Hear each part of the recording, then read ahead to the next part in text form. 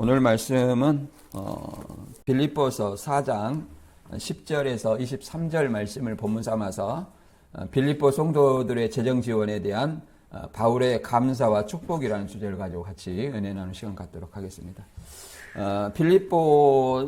빌립보는 말 그대로 마게도니아 지방의 교회 중에 하나입니다. 최초의 유럽 2차 선교 때 이제 세운 어떤 교회죠. 그래서 바울이 이제 본문의 말씀을 한번 요약하자면 어떠한 형편 속에서도 그리스도 안에서 자족하는 비결을 고백하며 빌립보 성도들의 헌신을 하나님께서 받으시는 향기로운 제물로 칭찬하고 모든 쓸 것을 채우실 하나님의 공급을 확신하는 말씀입니다.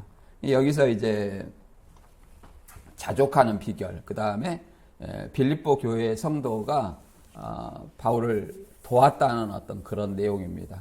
현재 상황은 말 그대로 가택연금된 상황이죠. 가택연금된 바울이 1차, 2차, 3차 전도여행을 하고 드로비모 사건 때문에 로마에 이제 항소해가지고 로마로 4차 로마에 압송이 돼가지고 셋집에 2년 동안 이제 로마 그 셋집에 있으면서 에베소서, 골로새서, 빌레몬서와 함께 이제 그 옥중 서신을 쓰게 됩니다. 그래서 2차 그 2년 동안 있다가 재판을 받고 풀려납니다. 무죄로 풀려났다가 전도 활동을 하다가 네로박해 때 이제 옥중에서 순교를 하게 되죠. 그 풀려나서 선교 활동을 한 것은 기록되지 않았습니다. 그래서 이제 가택연금된 상태, 이것을 옥중이라고 얘기합니다. 옥중. 그래서 그 상황에서 4개의 옥중 서신을 쓴 거죠. 그 중에 이제 오늘 그 빌립보서는 그 중에 하나라고 말할 수 있죠. 그래서 그런 상황 속에서 이제 빌립보 교회의 상황을 알고 감사하는 어떤 그런 편지를 쓰는 거죠.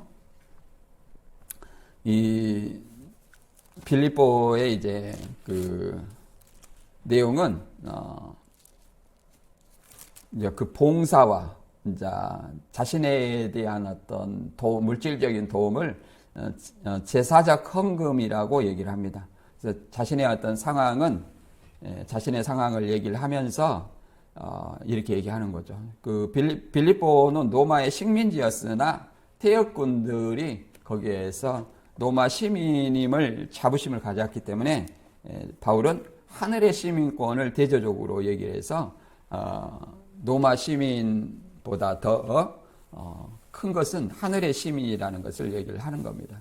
특히 이제 빌립보에서는 에바브로디도가 사역을 했죠. 그래서 빌립보 교회가 파송한 사역자로 에바브로디도가 있습니다. 감옥에 갇힌 바울은 이제 물질과 헌신적 수종을 제공받아서 그의 그 회복이 이제 서신에 기록된 동기가 되었죠. 그래서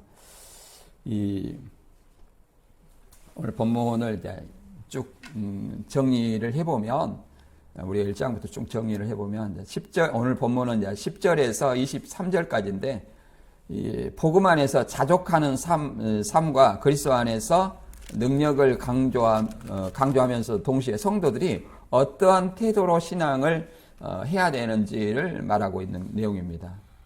앞서 1장은 복음으로 기쁨과 그리스도 안에서 삶을 밝히고 2장은 겸손과 순종의 본을 통해 성도들이 삶의 방향을 제시했습니다. 예수님의 마음을 본받으라 그랬죠. 3장은 참된 의와 신앙의 목표가 오직 그리스도께 있다라고 얘기를 합니다. 4장은 공동체 안에서 기쁨과 화평 그리고 기도의 삶을 권면했다면 본문은 어떠한 형편 속에서도 자족하며 살아가는 신앙의 실체를 분명하게 얘기합니다. 겉으로 보면 이 말씀은 개인의 형편과 빌립보 교회의 후원에 대한 감사의 표현처럼 보일 수 있습니다. 개인의 형편이라는 것은 로마 감옥에 갇힌 바울의 형편을 알리는 거죠. 그 다음에 빌립보 교회가 그 로마 감옥에 가택연금된 바울에게 재정적인 후원을 한 것에 대해서 감사 표현처럼 보일 수 있습니다. 그러나 바울은 어떠한 상황에서도 그리스도 안에서 만족하는 것이 가장 귀한 가치임을 얘기를 합니다. 어떠한 환경이라는 것은 밖의 상황, 배고프고 춥고 그런 어떤 상황, 그런 상황에 또 지금 물질적인 후원을 받아서 풍족함을 누리는 그런 상황, 이런 상황에서도 자족하는 것이 가장 귀한, 그리스도 안에서 만족하는 것이 가장 귀한 가치임을 얘기를 합니다. 따라서 성도들이 물질이나 환경을 의지해서는 안 된다는 것을 말합니다. 바울은 오직 복음 안에서 자족하며 살아가는 삶이 가장 바른 신앙이라고 말합니다. 형식적인 신앙을 경계하고 그리스도를 의지하는 삶을 얘기를 하는 거죠. 그래서 우리는 이 말씀을 통해서 오늘 우리에게 요구하는 바가 무엇인지, 우리가 얻을 교훈은 무엇인지 알아보고자 합니다. 빌립보서 4장 10절부터 23절 내용입니다. 오늘은 이제 마지막 그 마무리 인사까지 들어있는 내용입니다. 10절부터 한번 읽어볼까요? 같이. 내가 주 안에서 크게 기뻐함은 너희가 나를 생각하던 것이 이제 다시 싹이 나미니 너희가 또한 이를 위하여 생각은 하였으나 기회가 없었느니라. 내가 궁핍함으로 말하는 것이 아니니라. 어떠한 형편이든지 나는 자족하기를 배웠노니 나는 비천에 처할 줄도 알고 풍부에 처할 줄도 알아. 모든 일 곧 배부름과 배고픔과 풍부의 궁핍에도 처할 줄 아는 일체의 비결을 배웠노라. 내게 능력 주시는 자 안에서 내가 모든 것을 할 수 있느니라. 그러나 너희가 내 괴로움에 함께 참여하였으니 잘하였도다. 빌립보 사람들아, 너희가 알거니와 복음의 시초에 내가 마게도니아를 떠날 때에 주고받는 내 일에 참여한 교회가 너희 외에 아무도 없었느니라. 데살로니가 있을 때에도 너희가 한 번뿐 아니라 두 번이나 나의 쓸 것을 보내었도다. 내가 선물을 구함이 아니오 오직 너희에게 유익하도록 풍성한 열매를 구함이라. 내게는 모든 것이 있고 또 풍부한지라. 에바브로 디도편에 너희가 준 것을 받음으로 내가 풍족하니 이는 받으실 만한 향기로운 제물이요 하나님을 기쁘시게 하는 것이라. 나의 하나님이 그리스도 예수 안에서 영광 가운데 그 풍성한 대로 너희 모든 쓸 것을 채우시리라. 하나님 곧 우리 아버지께서 세세 무중토록 영광을 돌릴지어다. 아멘. 그리스도 예수 안에 있는 성도에게 각각 문안하라. 나와 함께 있는 형제들이 너희에게 문안하고 모든 성도들이 너희에게 문안하되 특별히 가이사의 집 사람들 중 몇이니라. 주 예수 그리스도의 은혜가 너희 심령에 있을지어다. 아멘. 이 내용을 읽어보니까 바울이 어떤 자족하는 어떤 비결을 얘기를 하고 마게도니아 교회가 빌립보, 데살로니가, 베레아 이런 어떤 교회가 있습니다. 그런데 빌립보 사람들이 이제 시초에 바울에게 이제 여러 번 어떤 두 번이나 나의 쓸 것을 보내었도다. 이렇게 물질적으로 이렇게 후원했다는 것을 알 수 있습니다. 이것은 이제 고린도 교회와 대비되는 것이죠. 고린도 교회와 대비되는 것입니다. 그리고 또 에바브로 디도편에 이렇게 또 모든 필요한 것을 주었다고 얘기를 합니다. 그래서 풍족한 이 향기로운 제물이라고 얘기를 합니다. 에바브로 디도편에 보낸 이런 것들. 그래서 하나님께서는 너희에게 베푸신 에바브로 디도편에 또 이 물질을 바울에게 준 그 성도들에게 이렇게 말합니다. 풍성한 대로, 그의 풍성한 대로 너희 모든 쓸 것을 채우시니라. 하나님께서 또 그것을 채워주신다고 얘기를 하는 거예요. 그래서 그리고 이제 마무리 내용을 하는 거죠. 겉으로 보면 이것이 감사 편지로 보일 수 있습니다. 감사의 편지로 보일 수 있으나 실제로는 말 그대로 하나님 그리스도 안에서 비천에 처할 줄도 알고 또 풍부에 처할 줄도 아는데 어떤 환경에서든지 그리스도 안에서 만족하는 것이 가장 귀한 가치다라는 것을 얘기를 합니다. 그래서 본문을 통해서 하나씩 알아보도록 합니다. 빌립보서 4장 10절입니다. 내가 주 안에서 크게 기뻐하면 너희가 나를 생각하던 것이 이제 다시 싹이 나미니 너희가 또한 이를 위하여 생각은 하였으나 기회가 없었느니라. 이 말은 이제 다시 싹이 나미니 이렇게 얘기를 해서 이런 말이 좀 어렵게 들립니다. 그러나 이 다시 싹이 난다는 것은 이미 존재했던 것이 일정 기간 드러나지 않다가 다시 났다는 거예요. 다시라는 것은 싹이 났다가 감춰져서 다시 돋아난 것을 다시라고 하죠. 다시 싹이 나미니 전에 싹이 났는데 다시 난다는 거죠. 그러면 이런 말은 뭐냐면 현대인의 성경은 이렇게 표현합니다. 이 다시 싹이 나미니 다시 관심을 갖게 되어 라고 얘기합니다. 이 말을 현대인의 성경으로 읽어보면 이런 얘기입니다. 여러분이 나에게 대하여 관심을 갖게 되어 다시 관심을 갖게 되어 나는 주님 안에서 크게 기뻐합니다. 여러분이 물질로 나를 돕겠다는 생각은 가지고 있었지만 그럴 기회가 없었습니다. 라고 얘기합니다. 이렇게 현대인의 성경은 너무 쉽게 잘 표현되어 있죠. 그래서 이 말은 말 그대로 실제 문맥에서는 무슨 말이냐면 빌립보 교회들은 이전에도 바울을 물질적으로 돕고자 했었습니다. 그러나 현실적인 기회가 없었다는 거, 현실적으로 기회가 없었다. 그래서 이제 그 마음이 다시 표현됐다는 거예요. 그 물질적으로 돕고자 하는 마음이 다시 표현됐다. 따라서 다시 싹이 남이라는 것은 관심이 새로 생긴 것이 아니라 기존의 이제 물질적인 어떤 사랑과 관심이 다시 드러난 것을 의미합니다. 그래서 말 그대로 이 전에 현실적인 기회가 없었던 것이 이제 다시 물질적으로 후원한 관심이 다시 드러났다는 얘기죠. 그래서 바울은 이렇게 그 빌립보 교회의 관심이 다시 싹이 났고 이렇게 얘기하는 것은 다시 싹이 났다는 것은 싹은 언제 납니까? 봄에 나죠. 그래서 겨울에 휴명기를 지나 다시 꽃피는 생명력 있는 식물학적인 어떤 그 비유입니다. 기회가 없어 표현하지 못했을 뿐 그들의 마음은 늘 바울과 함께 있음을 격려하는 내용이었습니다. 그래서 이 빌립보에서는 이렇게 고린도 교회와 조금 다릅니다. 이 고린도 교회에서는 이 고린도후서 11장 9절에 보면 그렇게 나와 있습니다.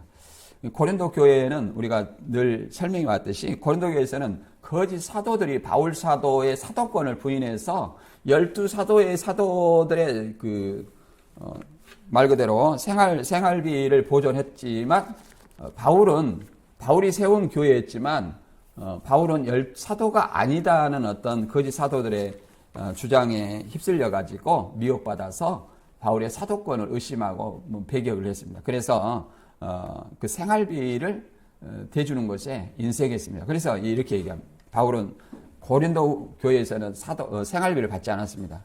그래서 고린도후서 11장 9절에 보면 이렇게 말합니다. 나는 여러분과 함께 있을 때 생활이 어려웠지만 아무에게도 신세지지를 않았습니다. 그것은 마게도니아에서 온 형제들이 내가 필요로 하는 것을 채워주었기 때문입니다. 나는 모든 일이 여러분에게 짐이 되지 않았으며 앞으로도 그럴 것입니다. 이렇게 말하는 것은 뭐냐면은 고린도 교회에서 생활비를 받는다는 것은 사도로 인정하지 않는 고린도 교인들이 바울을 사도로 인정하지 않아요. 그래서 거기서 생활비를 받는 것은 고린도 교인들에게 걸림이 된다는 거예요. 그래서 바울은 내가 너희를 바보로 하지 아니하고 저주로 한 것은 내가 한 말을 아직도 감당하지 못한다. 이렇게 어린아이처럼 얘기합니다. 영적으로 성숙하지 못한 신앙이라고 고린도 교인들을 얘기합니다. 그러나 마게도니아에서 온 형제들이라는 것은 마게도니아의 교회, 빌립보, 데살로니가, 베레아 이 교회를 얘기합니다. 대표적으로 이제 빌립보 교회를 얘기할 수 있죠. 본문에 보면 내게 필요로 하는 것을 채워주었다는 거예요. 그래서 고린도 교회에게 짐이 되지 않았으면 앞으로도 짐이 되지 않을 것이라고 얘기를 합니다. 짐이 되지 않을 것이다. 또 더 나아가서 바울은 브리스길라와 아굴라와 함께 자비랑을 했죠. 천막 제작업을 통해서 돈을 벌고 이렇게 일을 했습니다. 전도를 하면서 이렇게 경제적인 활동을 했죠. 스스로. 이런 것은 고린도 교회와 같은 걸림이 되었기 때문에 그럽니다. 그러나 교회 일을 하는 사람은 교회를 하는 사람은 말 그대로 교회에서 품삯을 받는 것, 생활비를 받는 것은 지극히 당연하다고 얘기를 합니다. 디모데전서 5장 18절에도 이렇게 말합니다. 구약을 인용해서 얘기를 하죠. 신명기 25장 4절 인용해서 이렇게 말합니다. 성경에도 곡식을 밟아 떠는 소의 입에 망을 씌우지 말라 하였고 또 일꾼이 자기 품삯을 받는 것이 마땅하다 하였습니다. 라고 얘기합니다. 그러니까 곡식을 밟아 떠는 소의 입에 망을 씌우지 말라 그러면 소라는 것은 밭을 갈 때 이렇게 그 재갈을 얘기합니다. 망이라는 건 재갈. 우리가 시골에 가보면 밭을 갈 때 꼭 이 망을 씌워서 이렇게 밭을 갈게 합니다. 그것은 이 쟁기를 갈 때 그 먹는 데 집중해 가지고 쟁기를 갈지 않기 때문에 이렇게 망을 씌웁니다. 물론 끝나고 나서 망을 풀어서 충분하게 이제 음식을 이렇게 꼴을 먹도록 하죠. 그런 것처럼 일꾼도 자기 품삯을 받는 것이 마땅하다 이렇게 바울은 얘기합니다. 그래서 교회 일을 하는 자는 교회에서 생활비를 받는 것이 마땅하다 이렇게 얘기합니다. 그러나 바울은 그 고린도 교회가 걸림이 되었기 때문에 받지 않았다 얘기를 합니다. 그와 반면에 빌립보 교회는 충분한 후원을 했다 이렇게 얘기하는 거죠. 예수님도 제자들에게 이렇게 말하죠. 마태복음 10장 9절에 전도를 보낼 때 12제자를 전도를 할 때 돈은 일체 가지지 말아라. 여행 가방이나 갈아입을 옷이나 여분의 신발이나 지팡이도 갖지 말아라. 일꾼이 자기 먹을 것을 받는 것이 마땅하니라 라고 얘기합니다. 이렇게 전도를 하면서 복음을 전파하면서 말 그대로 먹을 것을 받는 것이 마땅하다 이렇게 얘기합니다. 실제 현실에는 뭐 그렇게 하는 사람이 극히 드물죠. 옛날에는 전도 여행을 떠나서 무전 여행이라고 하죠. 무전 여행이라 해가지고 전도 여행을 이렇게 돈 없이 따라가지고 교회에서 숙식을 해결하고 뭐 이런 어떤 일이 있었습니다. 근데 이것은 자발적이어야 되지 강제가 돼서는 안 됩니다. 대순진례 같은 경우는 이걸 노골적으로 요구하더라고요. 제가 대순진례도 있어 봤어요. 네. 이게 말씀을 가르쳤으니까 당신은 나한테 먹을 걸 줘야 되고 또 물질적으로 당연히 후원해야 된다. 이렇게 강제를 요구를 하더라고요. 여기서는 강제를 얘기하는 것이 아닙니다. 자기가 복음을 듣고 이것이 너무 기뻐서 자발적인 어떤 후원이 돼야 되지 강제로 해서는 안 됩니다. 그래서 바울이 비천에 처한다는 것은 강제로 했다면 비천에 처했겠어요? 그렇지 않았겠죠. 그래서 우리 신앙인이 가져야 될 태도가 무엇인지를 분명히 얘기를 합니다. 자발적인 거, 생활의 어려움, 만족하는 거. 그래서 디모데전서 6장 6절에도 만족하는 마음으로 경건하게 사는 사람은 사람에게 신앙은 큰 유익이 됩니다. 그러니까 만족, 모든 거 어려울 때도 만족하고 그 전제가 그리스도 안에서예요. 그리스도 안에서 이렇게 얘기를 합니다. 그래서 이 다음에 이제 자족이라는 어떤 내용에 담긴 내용을 보면 빌립보서 4장 11절에 13절의 내용을 한번 계속해서 읽어보겠습니다. 내가 궁핍함으로 말하는 것이 아니니라 어떠한 형편에서든지 나는 자족하기를 배웠노니 비천에 처할 줄도 알고 풍부에 처할 줄도 알아. 모든 일 곧 배고픔과 배부름과 배고픔과 풍부와 궁핍에도 처할 줄 아는 일체의 비결을 배웠노라. 내게 능력 주시는 자 안에서 내가 모든 것을 할 수 있느니라 라고 얘기합니다. 이 자족이라는 말은 헬라어로 아우타르게스입니다. 아우타르게스인데 외부 환경에 흔들리지 않는 내적 만족을 얘기를 하는 거예요. 어떤 상황이 좋아서 만족하는 것이 아니라 상황과 관련 없이 만족하는 상태를 얘기합니다. 어떤 누구 안에서? 그리스도 안에서 얘기를 하는 거예요. 그래서 이 어떠한 환경이라는 것은 풍족할 때도 없고 또 궁핍함, 풍족함이라는 것은 후원과 공급을 통해서 바울이 부족함이 없었다는 것을 얘기합니다. 바울이 그 가택연금 된 상태에서도 부족함을 몰랐다는 것은 오늘 본문에서도 나오듯이 에바브로 디도를 통해서 빌립보 교회가 여러 번 후원을 했다는 거예요. 물질적으로. 그렇기 때문에 가택연금된 상태에서도 부족함이 없이 살았다고 얘기합니다. 이런 걸 풍족함이라고 얘기하는 거죠. 그리고 궁핍함, 감옥에 갇히고, 그 다음에 핍박, 결핍, 배고픔, 이런 어떤 속에서도 바울은 오히려 이것을 기뻐하고 만족했다는 것입니다. 그것은 그리스도 안에서 이게 자족하는 마음이라고 얘기를 합니다. 물론 세상적으로 생각을 하면 배고픈데 그 배고픔이 무슨 만족이 되겠어요. 그러나 그리스도 안에서 이것이 상급으로 다가올 것을 생각함으로 말미암아 이걸 만족한다는 거예요. 내 고난이 장차 우리에게 다가올 영광과 비교할 수 없다. 고난이 크면 영광이 크다. 이런 어떤 말씀을 깨달았기 때문에 바울은 오히려 그것을 기뻐한다라고 얘기합니다. 그래서 오늘 또 본문의 말씀 중에 내게 능력 주시는 자 안에서 모든 것을 할 수 있다. 우리는 이것을 성공의 포인트로 삼아서 간혹 말을 하고 있습니다. 자신감. 나는 모든 일을 성공할 수 있다. 성취할 수 있다. 이렇게 얘기를 합니다. 그러나 성경에서 여기서 말하는 것은 개인적 어떤 성공을 위해서 이 성경 구절이 있는 것이 아니에요. 말 그대로 전제가 뭡니까? 그리스도 안에서. 그러면 그리스도 안에서 하는 일은 하나님의 일을 전제하는 거예요. 하나님의 일을 할 때에 모든 것을 할 수 있다는 것을 얘기합니다. 말 그대로 문맥상에서 가난도 견딜 수 있고 풍요도 감당할 수 있다는 거예요. 가난이나 풍족함도 견딜 수 있다. 견디고 감당할 수 있다.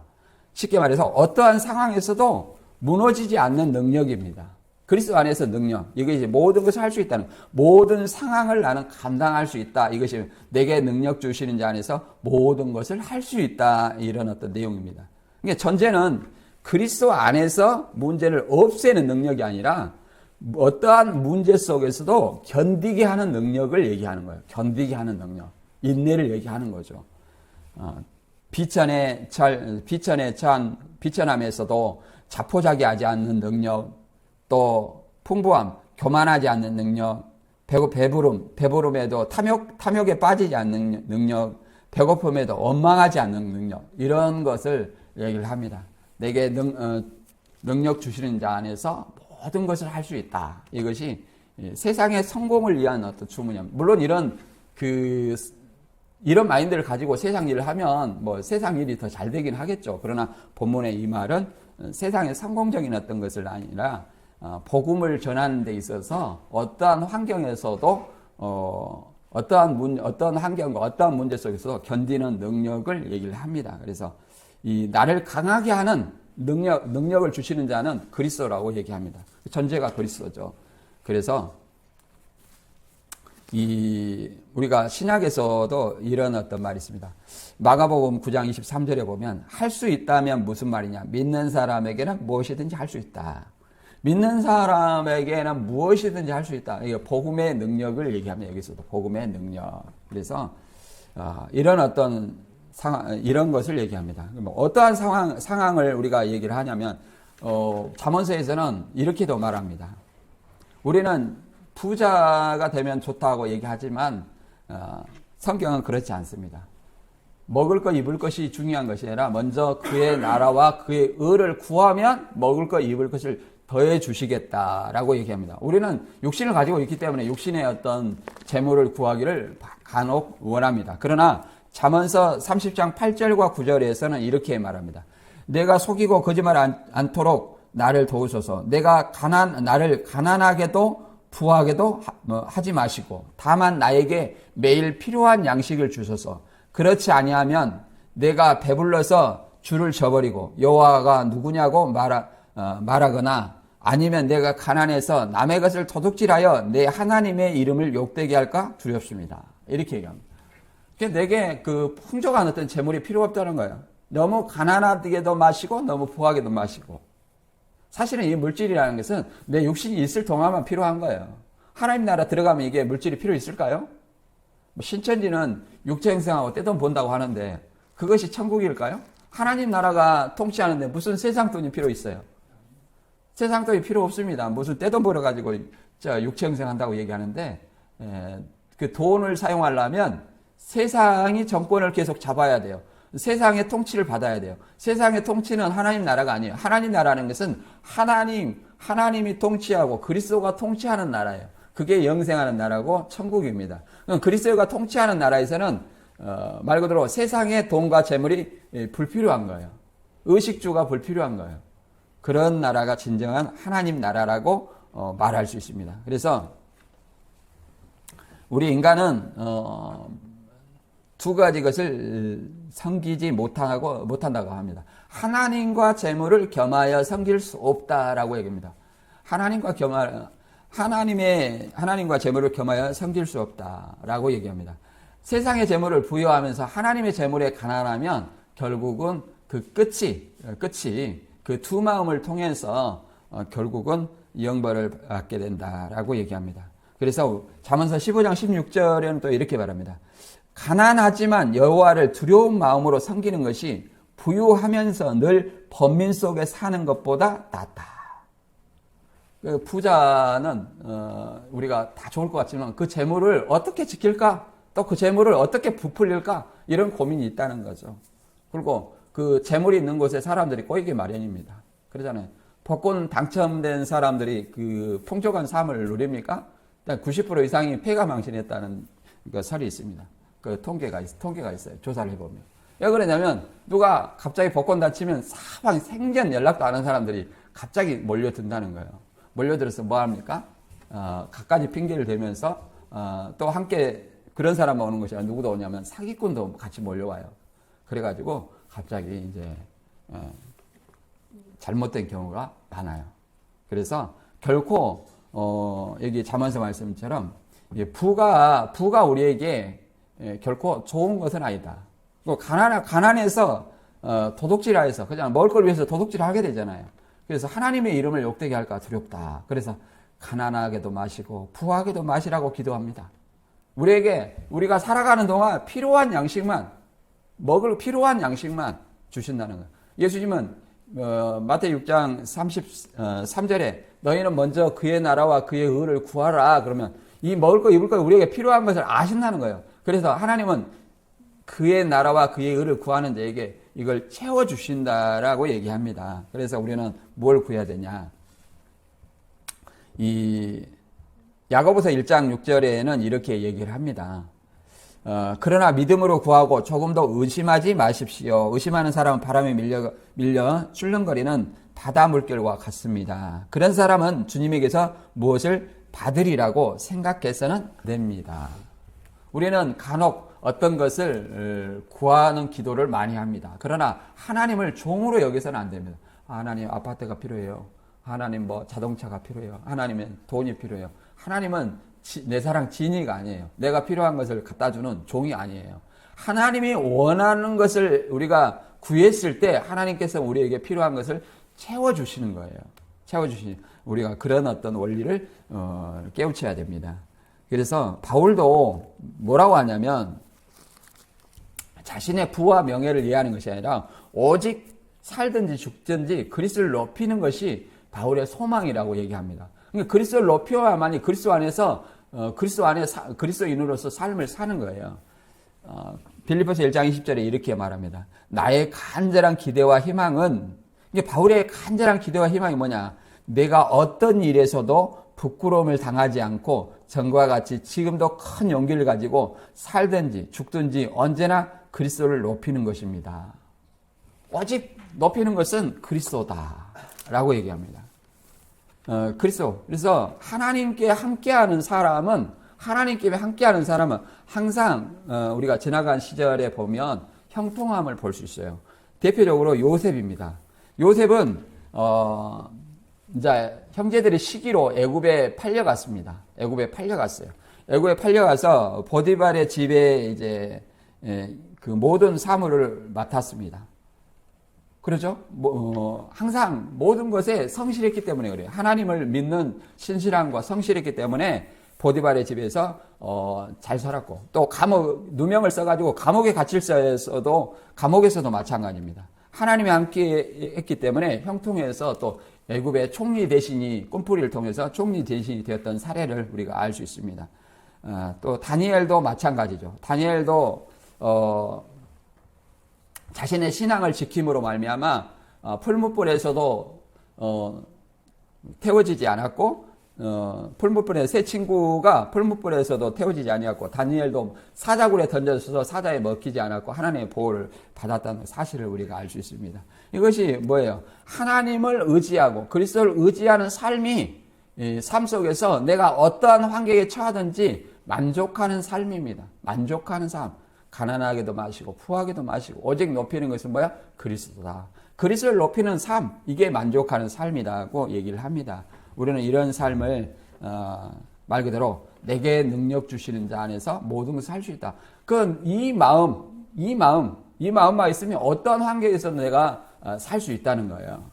물론 개인적으로 제가 신천지에 있을 때 잠깐 고백을 하면 물론 참 하나님은 아니지만 거기서는 잘못된 하나님이지만 거기서는 어떻게 살았냐 뭐 이렇게 그 빚을 내 가지고 하는 신앙생활을 하는 사람을 많이 봤어요. 그러나 또 알바를 해야 하고 돈 모으면 다시 신천지 활동하고 이런 사람도 많이 봤고 돈을 또 옆 사람한테 빌리고 뭐 대출해서 또 생활하고 또 그런 사람을 많이 봤는데 저는 그렇게 하지 않았어요. 없으면 없는 대로, 있으면 또 있는 대로 뭐 이렇게 사는 것이 제가 20년 동안 신앙생활하면서 습관이 됐어요. 뭐 지금도 마찬가지예요. 없으면 없는 대로, 있으면 있는 대로 이렇게 사는 것이 습관이 됐어요. 그래가지고 신천지에 있을 때는 이제 어떤 차가 없을 때는 걸어 다녔어요. 걸어 다닐 때 그 우스운 얘기지만 돈 10,000원이 이렇게 항상 땅만 보다 보니까 땅만 보고 걷다 보니까 돈을 가끔 줍게 돼요. 제가 돈을 10,000원씩 해갖고 3번 주셨고 지갑도 한번 주셨어요. 지갑은 이제 경찰대가 돌려주는데 10,000원을 주시니까 진짜 하나님이 차비라도 주시는가 그런 생각을 했다니까요. 근데 아무튼 그 잘못된 곳에 있었지만 거기서 이런 어떤 바울처럼 좀 연단이 된 것 같아요. 그래서 지금도 어떤 상황이든지 그냥 있으면 있는 대로 없으면 없는 대로 사는 것이 말 그대로 뭐 습관이 된 것 같아요. 적응할 수 있는 것 같아요. 뭐 여러분한테 그 고난에 동참하는 얘기는 아닙니다. 뭐 여러분한테 자기 주어지는 환경에서 충분히 신앙생활 속에서 그리스도 안에서 내게 능력 주신 자 안에서 어떠한 어려움이라도 견딜 수 있는 여러분이 되시길 바랍니다. 그 다음에 이제 고난에 동참한 헌신에 대해서 알아봅니다. 빌립보서 4장 14절에서 16절을 한번 읽어보겠습니다. 그러나 너희가 내 괴로움에 함께 참여하였으니 잘하였도다. 빌립보 사람들아 너희도 알거니와 복음의 시초에 내가 마게도니아를 떠날 때에 주고받는 내 일에 참여한 교회가 너희 외에 아무도 없었느니라. 데살로니가에 있을 때에도 너희가 한 번뿐이 아니라 2번의 나에 쓸 것을 보내었도다. 그러니까 마게도니아 교회에서 뭐 후원금을 보냈다 그 말은 빌립보 교회를 지칭하는 것을 알 수 있어요. 왜 그러냐면 보면 데살로니가 있을 때에도 너희가 한 번뿐이나 2번이나 나를 쓸 것을 보내줬다는 것은 데살로니가 교회가 바울을 후원하지 않았다는 거예요. 왜 그러냐면 데살로니가 교회의 상황은 말 그대로 데살로니가 전서를 받아보고 이 데살로니가 교인들이 데살로니가 전서는 어떤 내용이 있습니까? 휴거라는 어떤 내용과 예수님이 구름 타고 그 공중제리 마신다. 이런 어떤 내용과 빛의 자녀들에게는 알게 오신다. 이 재림에 관한 상황이 있어요.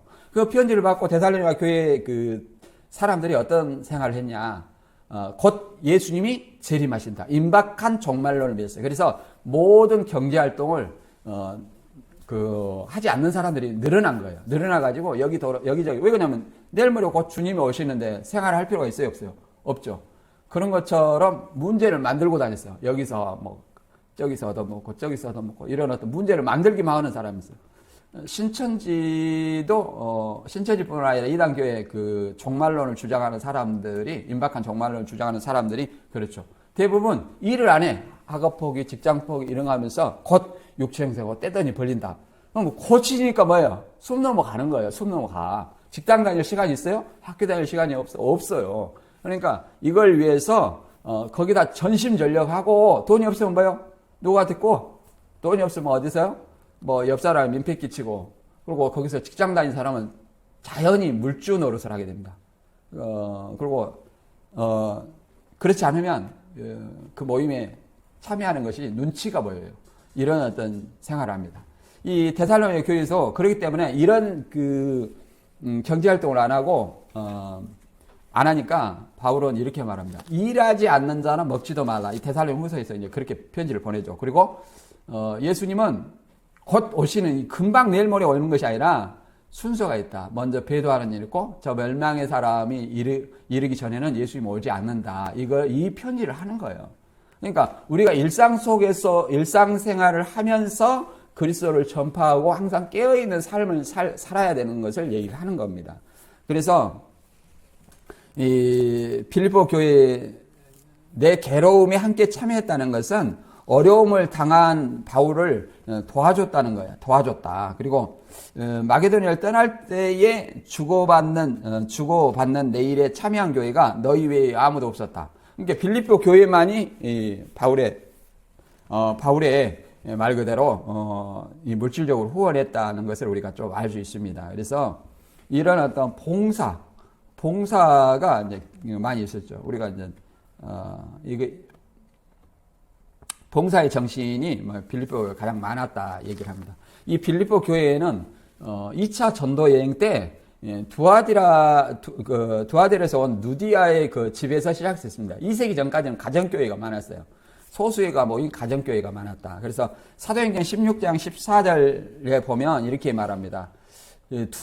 그 자리에는 두아디라에서 온 누디아라는 자색 옷감 장수도 있었다. 그녀는 하나님을 섬기는 사람이었다. 주님은 그 여자의 마음을 열어 바울의 말에 귀를 기울이게 하셨다. 이렇게 얘기합니다.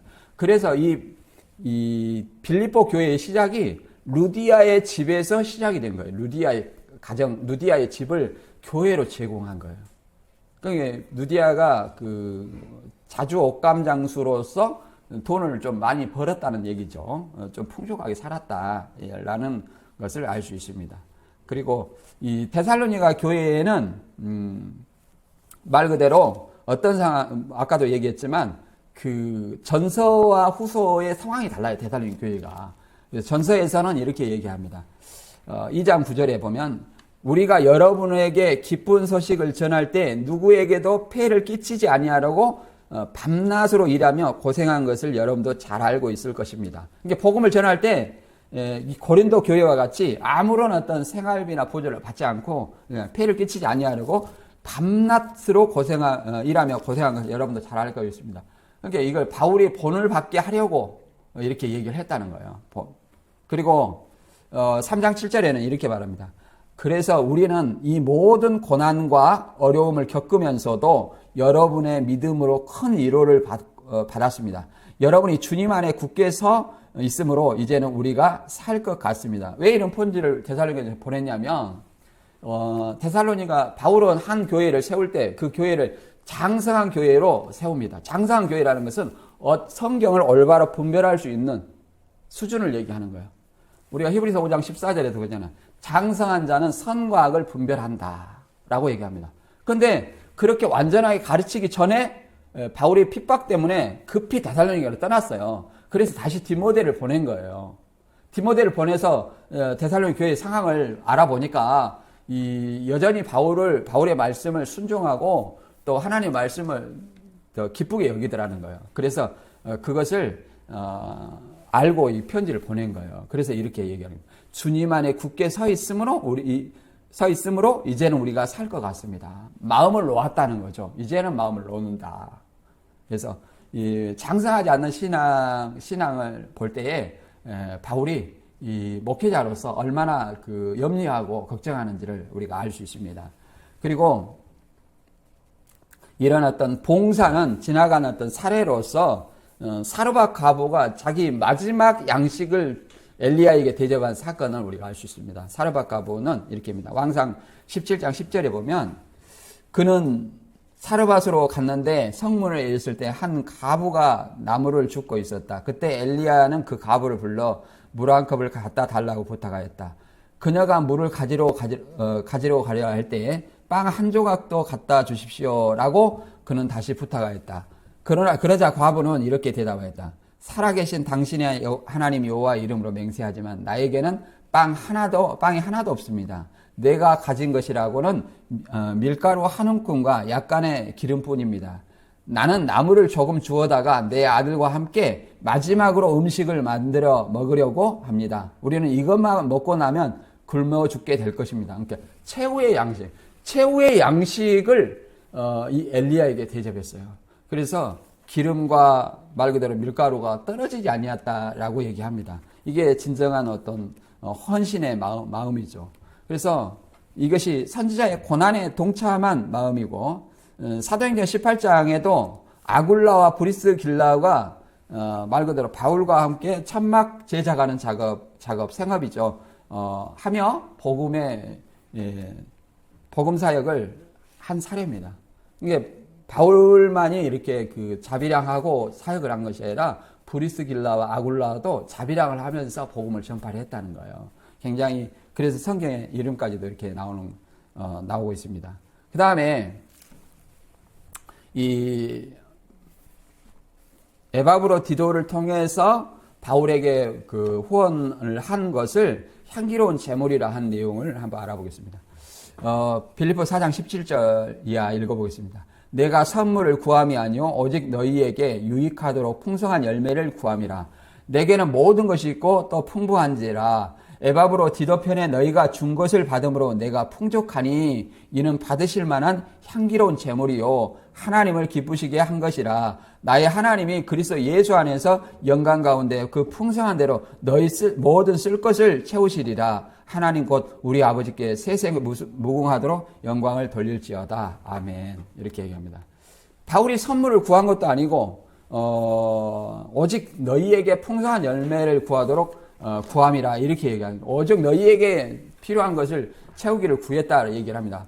여기서 풍성한 열매라는 것은 빌립보 교회에 풍성한 열매를 구하도록 열매를 구했다는 것은 말 그대로 19절에 말한 것처럼 영광 가운데 그 풍성한 대로 너희 모든 쓸 것을 채워주시리라고 구했다는 것을 얘기하는 거예요. 왜 그러냐면 바울이 지금 옥중에 그 가택 연금된 상태에서 외부와 단절된 상태에서 이렇게 있지만 에바브로디도 편에 이렇게 계속 물질적인 어떤 공급을 받았다는 거예요. 빌립보 교회에서. 그래서 이걸 향기로운 제물이라고 말하고 하나님을 기쁘시게 한 것이다라고 얘기를 합니다. 그래서 그만큼 너희에게도 풍성한 대로 풍성하게 모든 것을 채워주신다라고 얘기합니다. 여기서 향기로운 바울에게 한 어떤 물질적인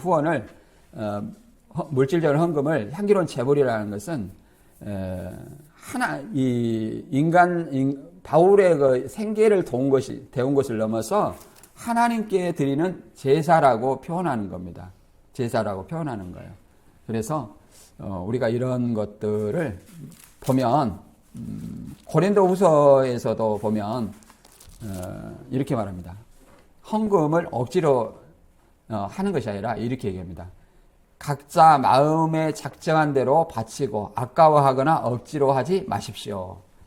하나님은 기쁜 마음으로 내는 사람을 사랑하십니다. 성경에도 그가 가난한 사람들을 후하게 구제해 주었으니 그의 의로운 행위가 영원히 남을 것이다 라고 기록되어 있습니다 라고 얘기합니다. 이게 고린도 전서와 후서는 완전히 다른 내용이에요.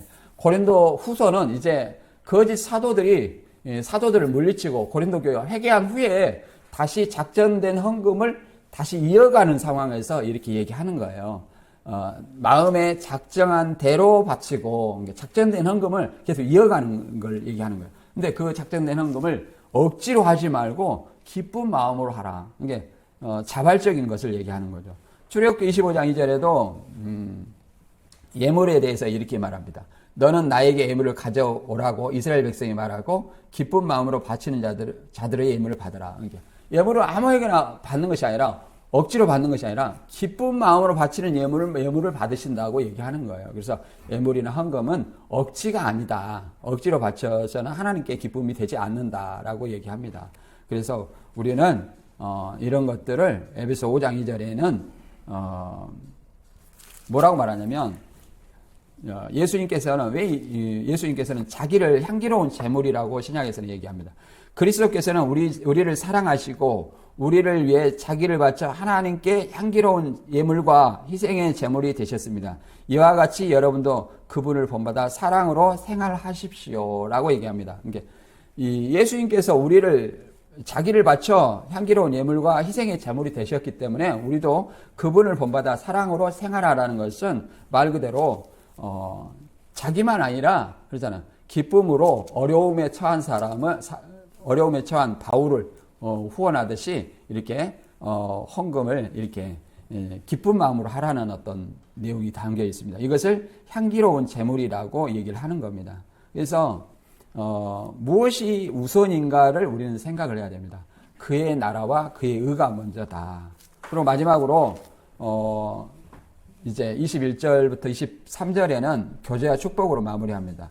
그리스도 예수 안에 있는 성도에게 각각 문안하라. 나와 함께 있는 형제들이 너희에게 문안하고 모든 성도들이 너희에게 문안하되 특히 가이사의 집 사람들 중 몇이니라.